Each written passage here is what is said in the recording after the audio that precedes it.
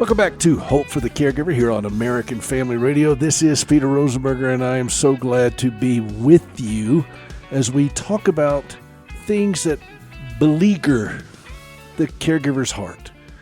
What is going on with you? How are you doing? How are you holding up as you serve as a family caregiver?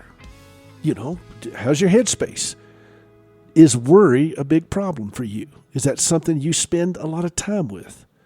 I've talked to thousands and thousands of caregivers, and that's a common thread that I've seen. Now, if you're not that person, congratulations. But every caregiver I've ever seen has dealt with this issue on some level. It doesn't mean we're doomed to do it. It doesn't mean that we're fated and sentenced to a life of worry. But let's be frank, or Dean, Sammy, or Joey, whichever one of the Rat Pack you like. But as part of the human condition, worrying seems to be one of the things that we are beset with often daily. And I'm reminded of a conversation I had with my mother. My mother told me this a while back, and it was such an impression on me.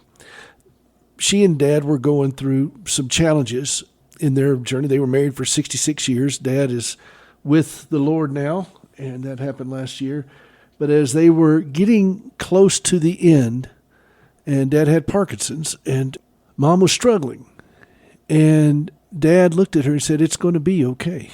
And she looked at him, she said, "How do you know this?" He looked at her and he said very calmly, "Because I know God." And she said, immediately settled her down because it reminded her of a greater truth and the ultimate assurance that we have. And I thought, what a profound legacy to leave. Saying such a statement, because I know God. Oh God, our help in ages past, our hope for years to come, our shelter from the stormy blast, and our eternal home. I'll quote that hymn for the rest of my life, Isaac Watts. It's one of those great defining statements that we can say to ourselves. I want to be able to say that to myself.